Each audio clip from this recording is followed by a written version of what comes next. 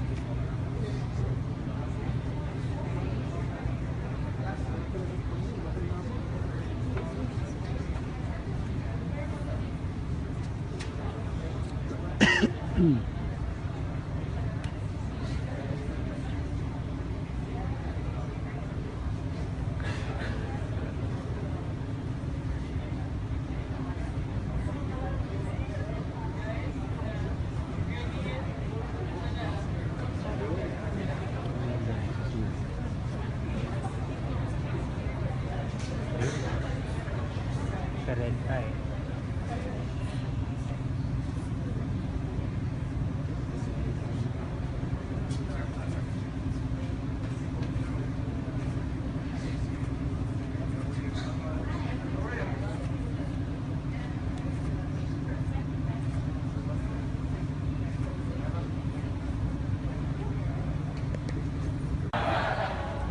Happy to see you all. You look so comfortable in those chairs.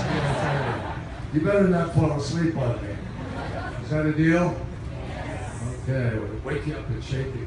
Throw you in the ocean. I am really happy to be here with all of you. I want you to relax. Or are you planning to do something? You're going to be calling on people? Okay, later. We'll give me a couple of minutes. Anyway, this is a great pleasure for me. I'm really happy to be able to be here to share some people around the world to try to help make a difference. But, and I love your shirt. Look at that. Never too young to lead. Do you believe that? Yes. Okay, you better believe that. Because it happens to be true. Young people, historically, have always made amazing differences in the life of countries everywhere. I know in my country, when I was high school, is when I actually first became involved in politics. And then in college, many of our friends, my friends, me, others became involved in civil rights efforts in America, became involved in the environment movement, women's effort, trying to get an equal rights amendment, other things. And we're still breaking barriers, obviously, in America. I'm not allowed to be involved in partisan politics, but I don't think it's partisan for me to say how significant it is that the United States has nominated a woman to lead one of its major parties to be president of the United States. It's a huge step forward in terms of whether you're for her or against her. It's a big moment in the United States of America, and I think and other countries have been ahead of us in that, obviously. You know, Great Britain has its second woman prime minister, and other countries have had leaders. So, and here, AQUINO, I worked very, very closely in the election process here in the Philippines a number of years ago, during the time when AQUINO was running for president, and NAMFRO, National Movement for Free Elections in the Philippines, was working. Excuse me. And I remember working very, very closely with them in an effort to make sure the elections were what everybody in the Philippines expected them to be. But here it's ocean rather than earth, because more of it is ocean. But the fact is that the oceans, with the fishing that's taking place, fishing has to be done sustainably. And if you don't fish sustainably, if you fish out a stock, particularly during the time of the year and the reproductive time of the year, you are depriving yourself, ourselves, of the future stocks of fish. And then all of a sudden, food begins to disappear. Work begins to disappear. Once upon a time in my home state of Massachusetts, while I was still a United States Senator, we had to stop all fishing completely for the striped bass because it was being fished so much it was disappearing. For 10 years, people were not allowed to fish striped bass at all. And guess what? The stock came back. And now people are able to fish. There's a limit on the size of the fish you can take and so forth. And the result is that we have a sustainable cycle of fishing taking place. Well, the same thing is true anywhere and not used for one purpose or another. Now, there have to be ways for us to implement some better rules on fisheries. And that's what we're trying to do right now. I am hosting in Washington in September, on the 15th and 16th of September, foreign ministers, environment ministers, and people will come from all around the world to Washington to join us in a 2-day conference called Our Ocean Conference. It's the third one that we've done. We did the first one the year after I came in as secretary. The next one, Chile agreed to do. We went to Chile and did that. This one we're doing, the last one while I'm secretary.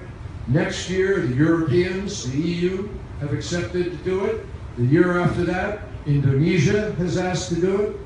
And I think there's one other country, Norway, wants to do it. So we have 3 years in the future that we will be continuing to focus on what you're working on right now. Now, fishing is one aspect of what's happening in the oceans that is dangerous. There's illegal, unreported, unregulated fishing taking place in the world. And on the high seas, it's very difficult to be able to enforce because you don't have ships out there, you don't have police out there, you don't have people who are making sure people are living by the rules. And so regrettably, because it's worth money, a lot of money, people send people out there and they wind up scooping up a lot of fish, a whole lot of fish. And we have these long monofilament lines out, fishing, drift net fishing. It's supposed to be not allowed, but some people still do it. And the result is that they are just strip mining the ocean. I mean, literally, just sweeps it out. There are worse things that happen. The second really big danger is pollution itself. Plastic, all kinds of plastic. 8 million tons of plastic is dumped into the ocean every single year. A year ago or so, we had a group of people who went out and did a cleanup. Young people, just like yourselves. They did it, maybe some of you were part of that here. Did a huge cleanup along the shoreline. And they collected 18 million tons of plastic in one day. That's enough for 100, the weight of that would be the equivalent of 100 737s, Boeing 737s airplanes. It's incredible. In a few years, if we keep going the way we're going, by 2050, which is not so far away, there'll be more plastic in the ocean than there will be fish. And the fish, what happens is the plastic breaks this down and marine mammals ingest it and they die, and birds and so forth, so it's a serious problem. The final challenge to the oceans that I'll just talk about today quickly is climate change. Climate change is warming the ocean, changing ocean current patterns, changing the capacity of certain things to live in certain places. The acidification that comes from the carbon dioxide that we put up into the sky, into the atmosphere, from the burning of coal and fossil fuels, that CO2 comes back and dumps into the ocean. And it raises the acidity of the ocean. Now, ask anybody who does agriculture, and they'll tell you that if you try to grow a plant in your garden, you're trying to grow a tree or flowers, it depends on the level of acidity in the earth as to what can prosper and what doesn't prosper. Some things like a lot of acidity, some things don't. But in the ocean, the acidity, the carbon dioxide breaks down and becomes carbonic acid. And that gets into the systems of crustaceans, clams, lobsters, different kinds of hard shell animals, etc., marine mammals. And what happens to them is they break down. And we're beginning to see mutations. We see clams that, depending on the level of acidity, it goes from a big clam with little acidity to a very, very small clam with lots of acidity. And that's going to affect the food cycle. So I'm going to end and get you involved in this conversation. I just want to tell every one of you, see, it's much more complicated than people think. It's a great big ocean. It's wonderful to tip your toes in it and swim in it and go to the beach and enjoy it, but it needs to be protected. And that's why all of you at this Sea Camp are really doing, such an important way to spend your time. And I really appreciate what you're up to. The final thing I'll just mention to you. We are announcing a program called 1,000 Actions for Our Ocean, which you're aware of, I think. It's in order to help people choose to do the kind of thing that did that cleanup before, when people got all of that garbage out of the oceans. And I hope every single one of you is going to come up with a really good idea for some kind of action in some way for you to be able to make a difference. So, on that note, I see you're all still awake. So let me throw it open. Let's have a discussion. Let me answer any questions, or just share with me some observation that you have about what you're learning here at the camp and what we need to be thinking about. Who wants to go first? And are you going to run this, or do you want me to just call on something? We'll start with the recent YCDC camp. We granted a few projects, so that's okay. Great. Good morning, Mr. Senator. My name is Anton, and this is my friend Chicky. And Secretary. That's okay. That's okay. Currently, we are working on a project called Exposy. Now, it is an exposure and educational activity. What's it called? Exposy. Expose. Yes, on word play. It's a play on the words expose and see. Right. So it's an exposure and education technique to the school children in the direct hotspot. It's an exposure and education activity for the local school children in the direct spot of Manila. It's around a 3-hour drive from here. So contrary to popular belief, it's not always the locals of such sites who truly benefit from the dive tourism industry. So what we want to do through Project Expose, we want to hold a snorkeling workshop, games, and basic lectures that aim to develop in its participants the attitudes, skills, and knowledge necessary for becoming effective future marine leaders. That's cool. That's great. So you're going to get lots of local folks. Are you going to focus on young people or are you going to focus on everybody? Our target group is 13 to 17 years old. 13 to 17. Yes. And how are you going to reach people? Through schools or? Yes, the local public School. elementary school. Will you do this year round or We're, summertime? we're targeting August 27, this August 27. And you'll go through the year? First going to start with a one-day workshop. Okay. We have to test it out first. And see how you can build out from there. Well, congratulations. That's a great idea. Thank you. That's wonderful. Good for you. Hi there. Hi, How are you? good morning, sir. My name is Pam Hubert. I'm a YCDC participant from Caloocan City, Metro Manila. And the name of my project is called, it's called Screen Your Sunscreen. Screen. Your Sunscreen. Well, screen your sunscreen. I love that. I know what's coming here. So, Screen Your Sunscreen is a social media-led digital initiative which aims to raise awareness in the negative effects of oxybenzone, a chemical found in most commercial sunscreens, on our coral reefs and marine life. So after the project, what we want to happen is that we want consumers to screen and read the labels first and be more conscious of what they purchase, and hopefully they support our locally made, reef-friendly products. I love it. It's great. And let me tell you something, everybody. Largest organ in your body? Largest organ in your body? Skin, correct? And it's porous. And whatever you put on it goes through your system. So a lot of people aren't aware of that. They've got to think, and so your idea of awareness about screening sunscreens is really important. My wife made me do that. I'm telling you, I didn't know anything about it. My wife said, you're putting poison on yourself.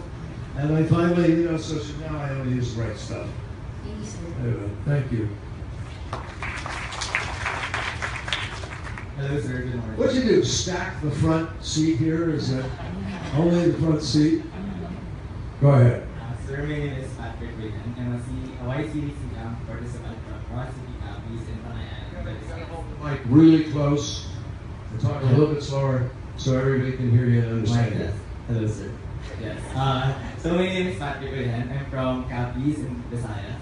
I'm a YCDC camp participant, and my project is entitled Junior Collaboration. So this project is composed of classroom discussions and workshops that aim to empower and inform young students on the effects of coal dust and health in the environment, specifically the marine life of Manila Bay. So this community is important because it is the only coal stockpile in the Philippines which is present in the urban setting, which is here in Metro Manila, and it is beside Manila Bay. So through this, we can inform and empower the children on the effects of coal dust, as well as make them partners in tackling this environmental issues. So how are you, this is great, he's got a project to show people the effect of coal dust in Manila Bay and to educate people about that. But how do you do that? Where do you get your data from? Based from the government data, because From where? I'm sorry, I didn't hear. from the data of the government service. The data of the There are government many studies- service. There are many studies that show that Okay. the coal dust has an effect on the respiratory health as well as the environment, because it is beside Manila Bay. So the waste of the coal stockpile just goes on the Bay. That's so great. Good for you. That's a huge service to people, very important. Is the government taking notice of those levels, and are they trying to do something about it? So far, sir, it's in the process of closing. So there are many NGOs who support the closing of those. NGOs are working on this. But the focus of the project, sir, is young students to empower and coordinate. Well, keep working for it. Keep organizing and make sure you make your voice heard on that because it's really important. Thank you. Secretary, I would like to thank you for the time that you spent with us this morning. Kicking me out of here already? I've been instructed to. You've been instructed, all right. Well, I'm sorry it's so short. I love being here. I really love being here. You know you have a busy day ahead, so. Well, I have a good day ahead. I'm going to meet with your foreign minister. I'm going to meet with your president. And unfortunately, it's a slightly tight visit because the schedule is a little bit crazy now. But can I leave you with just one thought? Not more than a minute. You really can make a difference. And everybody needs you. Your country needs you. We need you. We need young people to be part of the political process and make sure it's transparent and accountable and that people hear your voices and that political people respond to the needs of people broadly. That's what's so important. And you have a lot of power as young people, and the future is yours. So thank you all for being here and being part of Thank this. you so much. Bye-bye. Nasi Sayo Tagalog, maraming salamat. So we'd like to request the seat campers to please proceed to the lawn for the photo. Thank you.